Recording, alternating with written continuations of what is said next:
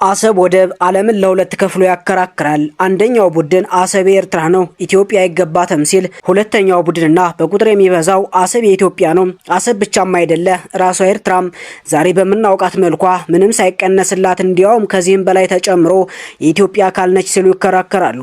አሰብን ይገባኛል ብለው ወደቡን ወደ ራሳቸው ለመጠቅለል ገመድ የሚጓተቱት ሁለቱ ሀገራት ኢትዮጵያና ኤርትራ፣ ከሰሞኑ ደግሞ ኢትዮጵያ ጡረታ ያወጡ መኮንኖችን ስትጠራ ኤርትራ በበኩሏ ከሳዋ ወታደራዊ ማሰልጠኛ ወታደሮቿንና ከባባድ መሳሪያዎቿን አመላልሳ ጨርሳ ድንበር ላይ ከትማለች። አድማጭ ተመልካቾቻችን እኛም ዛሬ አሰብን ሁለቱ ሀገራት ለምን በጥብቅ እንደሚፈልጓት፣ የአፍሪካ ህብረት ለምን ጣልቃ እንደገባ እንዲሁም ታሪክን እያጣቀስን የአሰብን ማንነት እንነግራችኋለን። ቻናሉን ሰብስክራይብ በማድረግ የቤታችን ቋሚ ደንበኛ ተሆኑ ዘንድ ተጋብዛችኋል። አሰብ ወደብ ብቻ አይደለችም። በየዓመቱ ከፍተኛ ቱሪስት ወደ አሰብ ይጎርፋል። በማዕድናትም የበለጸገች ናት። የተፈጥሮ ጋዝ፣ ነዳጅ፣ ማንጋዚንና ሌሎች መሰል ማዕድናት ይገኙባታል። የዓለም 7% የንግድ ዕቃዎች የሚተላለፉበት እጅግ ስትራቴጂካዊ ቦታ ቀይ ባህር አሰብን ወደብንም ይዟል። በቀይ ባህር አሜሪካን ጨምሮ በርካታ ሀገራት ያንዣብባሉ።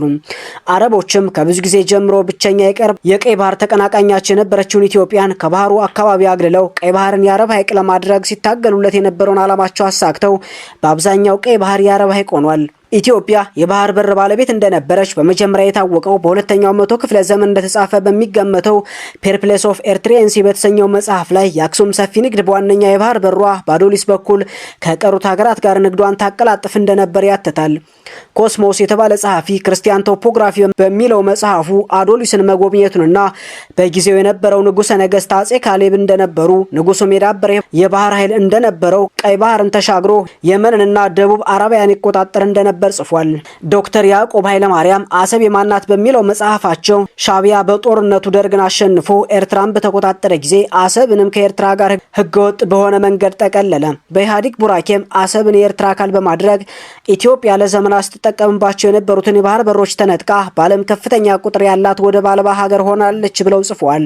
በተጨማሪም በኢትዮጵያ ድንበርና በባህሩ መካከል ያለው 60 ኪሎ ሜትር በዓለም በአንድ ሀገርና በባህሩ መካከል ያለው ርቀት በጣም አጭሩ ለመሆን በቅቷል ብለው ጽፏል። በኤርትራና በኢትዮጵያ መካከል የተደረገው ጦርነት ተጠናቆ ህዝቡ ስለ አሰብ ጉዳይ የሞቀ ውይይት በሚያደርግበት በአንድ ወቅት የቀድሞው የኢትዮጵያ ፕሬዝዳንት ግርማ ወልደ ጊዮርጊስ አሰብ የኤርትራ ሉዓላዊ ግዛት መሆኗን በኢትዮጵያ ቴሌቪዥን ቀርበው የኢትዮጵያን ህዝብ ቁርጥህን ወቅ ብለውት ነበር። ወደብ እንኳን ለኢትዮጵያ ግዙፍ የሆነች ሀገር ቀርቶ ለትንሿ ቫቲካን ሲቲም ቢሆን አስፈላጊ ነው። አሰብ ወደብ ኢኮኖሚያዊ፣ ፖለቲካዊ፣ ዲፕሎማሲያዊና ወታደራዊ ጥቅሞች የጎሉ ናቸው። እንደ ማሳያ ነጥብ ወታደራዊ ጥቅሞችን ስንመለከት በባህር በኩል አድርጎ የሚመጣ ወራሪ ኃይል ለመመከትና እዚያው ባህር ውስጥ ማስቀረት ከመሬት ውጊያ የቀለለ ለመሆኑ የጦር ስልት አዋቂዎች ይናገራሉ። ወደብ አልባን ሀገር ለመውረር በወደብ በኩል ገብቶ ወደ ተወራሪዋ ሀገር ለመዝለቅ በየብስ አድርጎ ከመሄድ በባህሩ በኩል የቀለለ መሆኑን እኒሁ የጦር ስልት አዋቂዎች ይናገራሉ።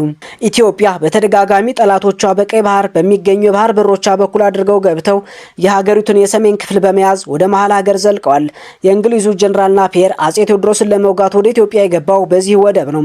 ኢትዮጵያ ከኤርትራ ጋር በጠላትነት እስከ ተፋጠጠች ድረስ አሰብ የጠላት መርከብ ማረፊያ ሆና የጦር አውሮፕላኖች ከመርከቦች ወይም ከወደቡ እየመጠቁ ተነስተው መሀል ኢትዮጵያን ለማጥቃት ይችላሉ።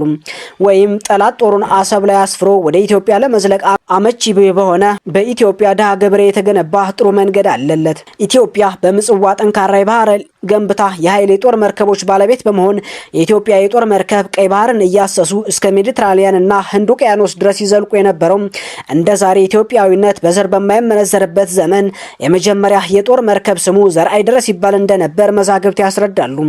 ዛሬ ሁኔታው ሙሉ በሙሉ ተገላቢጦሽ ሆኖ አሰብ የነበረው የባህር ኃይል ቅሪት ጣቢያ በኤርትራውያን እጅ ወድቆ እንደ ጥንቱ አሰብ ኢትዮጵያን ለማጥቃት ዋነኛ መግቢያ በር ልትሆን እንደምትችል መገመት አያዳግትም። አንድ የአፋር ተወላጅ የታሪክ ጸሐፊ ስለ አፋር ህዝብ ታሪክ ሲጽፉ በ16ኛው መቶ ዓመት አካባቢ ኢትዮጵያ በቀይ ባህር ዙሪያ የበላይነቷን ይዛ እንደነበርና ሰፊ ይዞታ እንደነበራት አንድ በአረብ የተጻፈ ካርታ ያረጋግጣል ብለዋል። ጸሐፊው ካርታውን ሲጠቅሱ በአረብኛ የተጻፈ ካርታ ነው። በዚህ ካርታ ላይ ኢትዮጵያ ተብሎ የተሰየመው ግዛት በቀይ ባህር ዙሪያ ያሉትን የቤጃ ህዝቦች ምድር፣ የሀባብና የበሎ ህዝቦችን ምድር እንዲሁም በአፋር ግዛት ከዳህላክ ደሴቶች እስከ ዘይላ ድረስ ያለውን ከዚያም ያለውን የሶማሌ ግዛት ያጠቃልላል ሲሉ ጽፈዋል። ፕሮፌሰር መስፍን ወልደ ማርያም ቲሮሲንና ታዲያ የተሰኙ ጣሊያናውያንን ካምረር የተባለ ፈረንሳይ ጸሐፊና ሌሎችም የውጭ ሀገር ጸሐፍትንና ሀገረ ጎብኚዎችን በዋቢነት በመጥቀስ የጥንታዊቷ ኢትዮጵያ ምስራቃዊ ወሰን ቀይ ባህር እንደነበር ማረጋገጣቸውን አስምረውበታል። ፕሮፌሰር መስፍን ወደ ሀገር ምንጮች በመመለስ በምሳሌነት በአጼ አምደ ጽዮን፣ በአጼ ግላውዲዮስ፣ የአጼ ሰርጸ ድንግልና ሌሎችንም ዜና መዋሎቻቸውን በማመላከት የኢትዮጵያ ምስራቃዊ ወሰን ቀይ ባህር እንደነበር ይገልጻሉ። የዛሬቱ ኢትዮጵያ ከአክሱም ጀምሮ ሳይቋረጥ አንዱ ስርወ መንግስት ከሌላው እየተወራረሰ የወረደች ሀገር ናት። ኢትዮጵያ የሰሜን ግዛቶቿና የባህር ዳርቻዎቿ በ1888 ዓመተ ምህረት በቱርኮች፣ በግብጾች፣ በጣሊያኖችና በፈረንሳዮች ሴራ ከተያዙባት ጊዜ ጀምሮ የባህር በሮቿን ለማስመለስ በየጊዜው የተፈራረቁ ነገስታት ከዓለም ማህበረሰብ ከመማጸንና ሁለገብ ትግል ከማድረግ የቦዘኑበት ጊዜ የለም። ከኢህአዴግ መንግስት በስተቀር ከአጼ ቴዎድሮስ ጀምሮ አጼ ዮሐንስ፣ አጼ ምኒልክ፣ ንግስተ ነገስታት ዘውዲቱና አጼ ኃይለ ሥላሴ ሁሉም የባህር በር ማስመለስና ከውጭ ግንኙነታቸው ፖሊሲ ግዙፉን ቀዳሚውን ቦታ ሲያስይዙት ነበር ማለት ይቻላል። ጊዜያዊ ወታደራዊ አስተዳደር ደርግም በሻዕቢያና በኢህአዴግ በጦርነቱ ሲሸነፍና ኤርትራም ልትገነጠል እንደምትችል ከተረዳ በኋላ ኢትዮጵያ ወደብ አልባ እንዳትሆን የበኩሉን ጥረት አድርጓል። እናንተስ ምን ትላላችሁ? ኢትዮጵያ ለኤርትራ ወይስ ለኢትዮጵያ የሚገባታል? ሀሳባችሁን ኮሜንት ላይ አስፍሩልን። ላይክ፣ ሼር፣ ሰብስክራይብ ማድረግ እንዳይረሳ። ሰናይ ጊዜ